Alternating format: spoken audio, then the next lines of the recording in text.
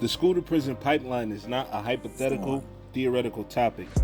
The name comes from the policies and practices that push students out of the educational institutions and into the criminal justice institutions.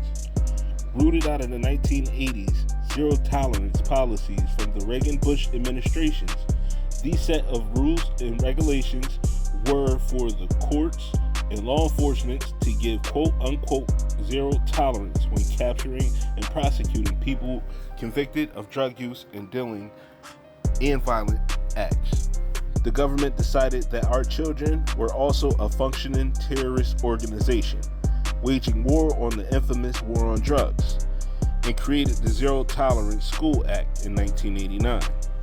This act aimed to criminalize and punish children for drug use and smoking, along with other things that were disruptive or deemed anti.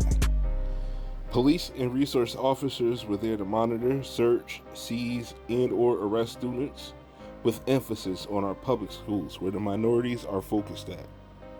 In 2001, President Bush established the No Child Left Behind Act, which in a nutshell created a loophole incentive to push out underperforming children to overall boost test scores for the region.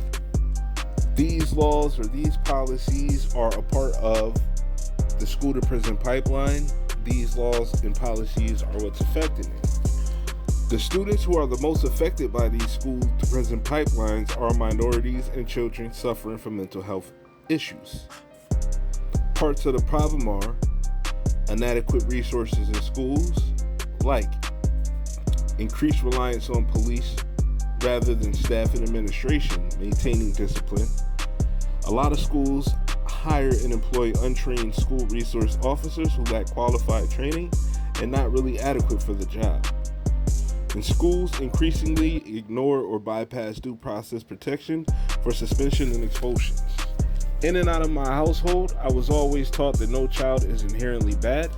All children start with an innocence that gets tested, taken from, or stripped away of, or they maintain a worn out, jaded form or condition of it.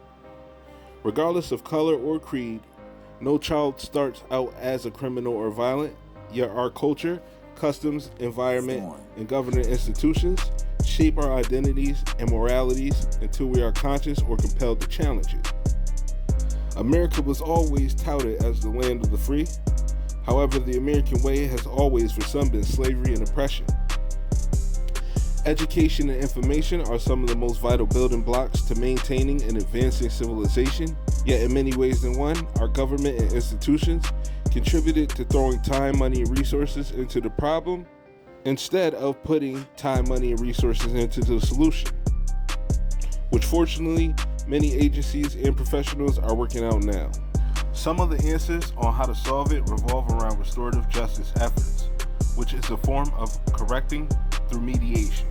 Also, decreasing police presence and increasing therapists and qualified personnel equipped to support in treatment instead of trauma. Thank you.